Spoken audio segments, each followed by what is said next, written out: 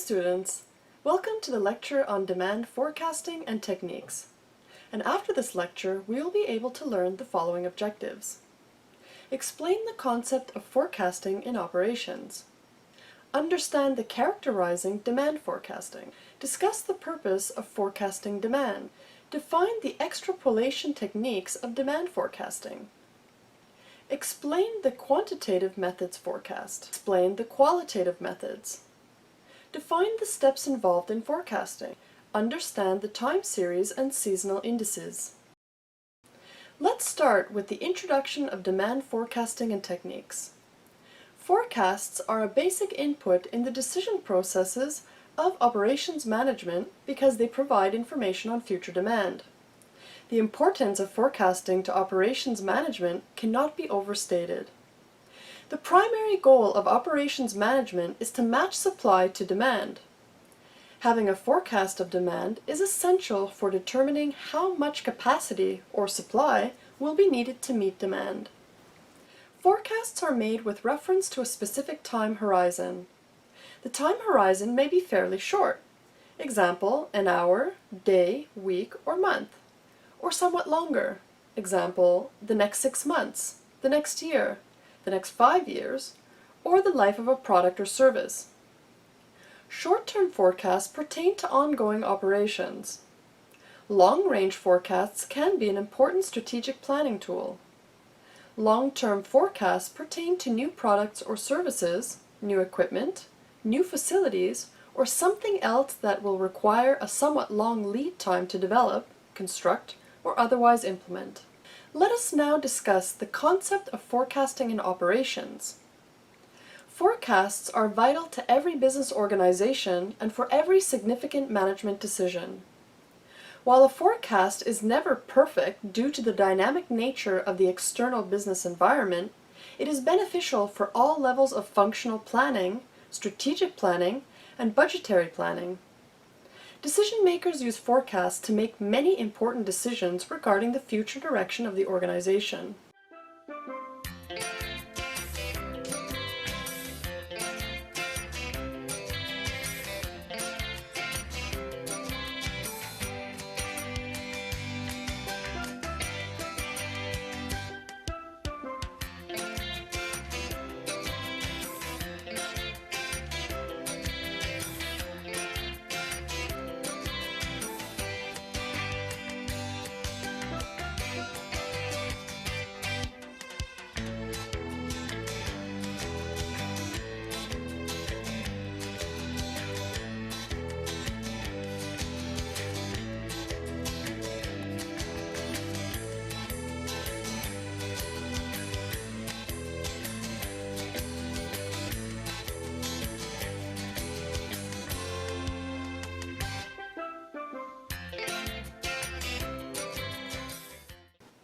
Forecasting techniques and models can be both qualitative and quantitative, and their level of sophistication depends on the type of information and the impact of the decision. The forecasting model a firm should adopt depends on several factors, including forecasting time horizon, data availability, accuracy required, size of the forecasting budget, and availability of qualified personnel. Now we will study the characterizing demand forecasting. Demand forecasting is an important aspect of business operation. It is applicable to many different functional areas such as sales, marketing, and inventory management. Proper demand forecasting also allows for more efficient and responsive business planning. Because of the benefits it can bring, many industries have paid great attention to demand variability management and forecasting. Proper demand forecasting also allows for more efficient and responsive business planning.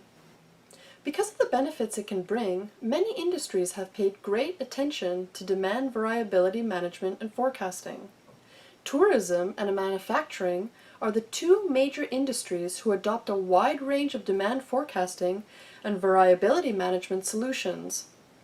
There are many factors that affect demand variability. These fluctuations can be attributed to external factors such as changes in trends or events affecting that geographical region, such as major earthquakes, or natural disasters, major sports games. Occasionally, fluctuations may also be due to marketing efforts, which has successfully picketed the consumer's interest in the products. The supply structure in the economy can also affect the nature of the demand for good. Let's talk about the purpose of forecasting demand. Demand forecasting is essential for a firm because it must plan its output to meet the forecasting demand according to the quantities demanded and the time at which these are demanded. The forecasting demand helps a firm to arrange for the supplies of the necessary inputs without any wastage of materials and time, and also helps a firm to diversify its output to stabilize its income over time. The purpose of demand forecasting differs according to the types of forecasting. 1. The purpose of short-term forecasting. It is difficult to define short run for a firm because its duration may differ according to the nature of the commodity. 2. The purpose of long-term forecasting. The concept of demand forecasting is more relevant to the long run than the short run. It is comparatively easy to forecast the immediate future than to forecast the distant future. There are numerous techniques of demand forecasting that can be used to control inventory. These are time series analysis. This is based on the assumption that the item being forecasted follows a similar pattern over time. The forecaster must identify this pattern to develop his/her forecast. The basic elements of this pattern are constant value, trend, seasonal variations, cyclical variations. Qualitative. Qualitative forecasting consists of gathering opinions from a variety of people, then applying their own judgment. This technique is best used when there is insufficient historical data. Casual. This is the application of leading indicators to create a forecast. It assumes demand is strongly related to these indicators.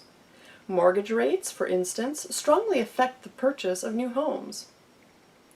Quantitative forecasting techniques are generally more objective than their qualitative counterparts. Qualitative forecasts can be time series forecasts, example, a projection of the past into the future, or forecasts based on associative models, example, based on one or more explanatory variables. Time series data may have underlying behaviors that need to be identified by the forecaster. In addition, the forecast may need to identify the causes of the behavior. Some of these behaviors may be patterns or simply random variations. Heard of an occupation that rewards an employee for being wrong? Surprisingly, you can, as a demand forecaster, be wrong and still remain in the company's good graces.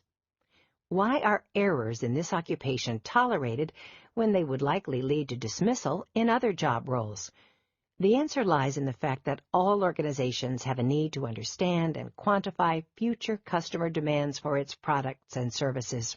This knowledge will facilitate decisions that can significantly increase the competitiveness and profitability of the organization. For example, an organization projecting 25% annual growth will need to invest in manufacturing capacity upgrades and additions in the future. Failure to do so on a timely basis would likely result in lost sales, expediting costs, and low employee morale. Forecasts are often wrong. Luckily, the decisions required to operate a successful enterprise rarely require 100% accuracy. As long as the demand forecast is reasonably accurate, the organization can still make the correct decision. Continuing with the previous illustration, if forecasted growth was 25%, while actual annual growth was 28%, the company will still need to expand in the future. While the timing of their capacity expansion may be slightly incorrect, the plan to add capacity is still valid. In other words, the forecast was value-adding. This course will provide you with quantitative demand forecasting techniques that are appropriate for a large number of the mature products sold today. In addition, forecast performance measures will be discussed that evaluate the degree to which a demand forecast is value-adding. Quantitative forecasting methods are used when historical data on variables of interest are available. These methods are based on an analysis of historical data concerning the time series of the specific variable of interest. There are two quantitative forecasting methods. The first uses the past trend of a particular variable in order to make a future forecast of the variable. In recognition of this method's reliance on time series, it is commonly called the time series method.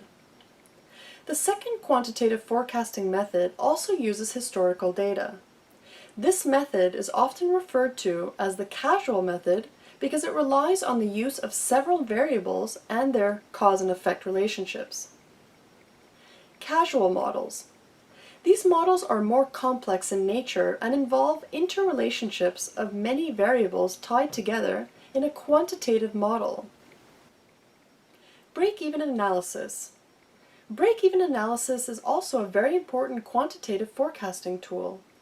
It is a composite of various elements like total revenue, fixed cost, variable cost, and total cost. Budget. Budget also helps to forecast things. It is through budget that organization can give expression to the plan in terms of costs and revenues. Inventory. A technique that is in vogue is economic order quantity, ECQ. Its object is to ensure maintenance of an adequate inventory on hand at the lowest total cost to the organization. Linear programming. Linear programming is the optimization of an outcome based on some set of constraints using a linear mathematical model. Qualitative forecasting techniques are generally more subjective than their quantitative counterparts.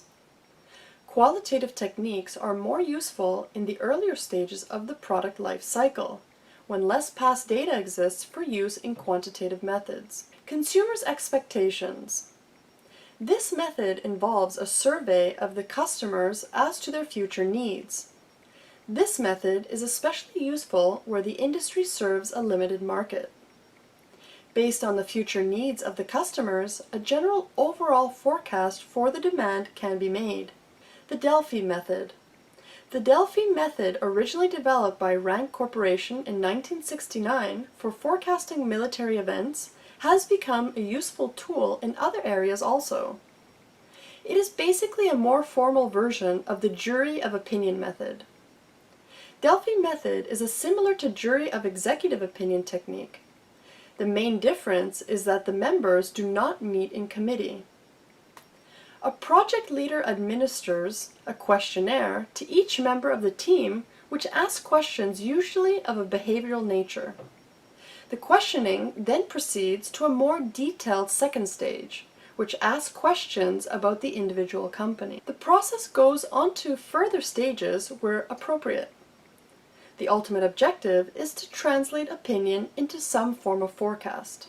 The Delphi method, an attempt, is made to develop forecasts through group consensus. A group of experts in a particular field participate. Usually a panel of these experienced people is asked to respond to a series of questionnaires. The panel members, who should ideally come from a variety of backgrounds, marketing, production, management, finance, purchasing, etc., are asked to respond to initial questionnaire. A second questionnaire is then created which incorporates information and opinions gathered in the responses to the first questionnaire. The second questionnaire is then distributed. Each panelist is asked to reconsider and revise his or her initial response to the questions based on the new information. This process is continued until some degree of consensus among the panelists is reached. It should be noted that the objective of the Delphi method is not to produce a single answer at the end. Instead, it attempts to produce a relatively narrow range of opinions, a range into which most of the panelists' opinions fall. Bayesian decision theory. Bayesian decision theory has been placed under techniques, although it is really a mixture of subjective and objective techniques. This technique is similar to critical path analysis, where it uses a network diagram and probability must be estimated for each event over the network. Scenario writing method. Under the scenario writing approach, the forecaster starts with different sets of assumptions. For each set of assumptions, a likely scenario of the business outcome is charted. Thus, the forecaster generates several different future scenarios, corresponding to different sets of assumptions. The decision maker or business person is presented with the different scenarios and has to decide which scenario is most likely to prevail. A subjective approach method. The subjective approach allows individuals participating in the forecasting decision to arrive at a forecast based on their feelings, ideas, and personal experiences. A subjective approach method. The subjective approach allows individuals participating in the forecasting decision to arrive at a forecast based on their feelings, ideas, and personal experiences. Many corporations in the United States have asked to increasingly use the subjective approach. Internally, these subjective approaches sometimes take the form of brainstorming sessions, in which managers, executives, and employees work together to develop new ideas or to solve complex problems. At other times, the subjective approach may take the form of a survey of the company's salespeople. This approach, which is known as the sales force composite or grassroots method, is relied on because salespeople interact directly with purchasers, and it is assumed, therefore, that they have a good feel for which products will or will not sell and in what quantities. Executive opinions. A small group of upper-level managers, example in marketing, operations, and finance, may meet and collectively develop a forecast. This approach is often used as a part of long-range planning and new product development. It has the advantage of bringing together the considerable knowledge and talents of various managers. However, there is the risk that the view of one person will prevail, and the possibility that diffusing responsibility for the forecast over the entire group may result in less pressure to produce a good forecast. There are usually 5 basic steps in any forecasting task. Step 1. Problem definition. Often this is the most difficult part of forecasting. Defining the problem carefully requires an understanding of how the forecasts will be used, who requires the forecasts, and how the forecasting function fits within the organization requiring the forecasts. Step 2. Gathering information. There are always at least 2 kinds of information required: statistical data and the accumulated expertise of the people who collect the data and use the forecasts. Step 3. Preliminary exploratory analysis. Always start by graphing the data. Step 4. Choosing and fitting models. Which model to use depends on the availability of historical data, the strength of relationships between the forecast variable and any explanatory variables, and the way the forecasts are to be used. Step 5. Using and evaluating a forecasting model. Once a model has been selected and its parameters estimated, the model is to be used to make forecasts. Time series methods make forecasts based solely on historical patterns in the data. Time series methods use time as independent variable to produce demand. In a time series, measurements are taken at successive points or over successive periods. The measurements may be taken every hour, day, week, month, or year, or at any other regular or irregular interval. A first step in using time series approach is to gather historical data.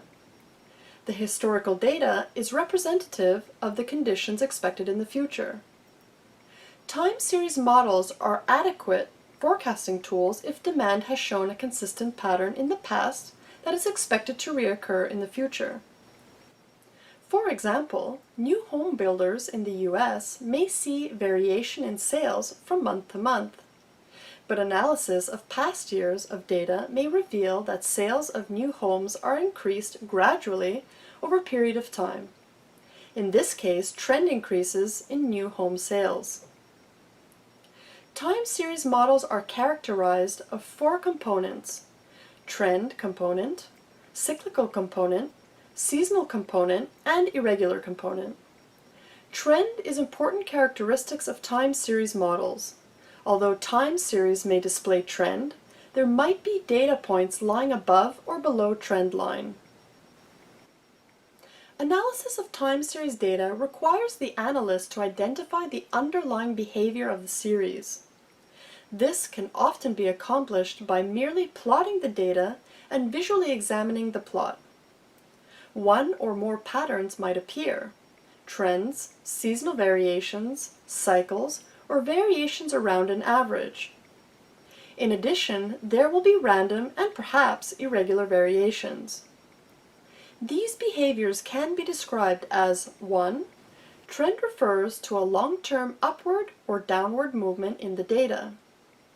Population shifts, changing incomes, and cultural changes often account for such movements. 2. Seasonality refers to short-term, fairly regular variations generally related to factors such as the calendar or time of day. Restaurants, supermarkets, and theaters experience weekly and even daily seasonal variations. 3. Cycles are wave-like variations of more than 1 year's duration. These are often related to a variety of economic, political, and even agricultural conditions. 4. Irregular variations are due to unusual circumstances such as severe weather conditions, strikes, or a major change in a product or service. They do not reflect typical behavior, and their inclusion in the series can distort the overall picture. Whenever possible, these should be identified and removed from the data. 5.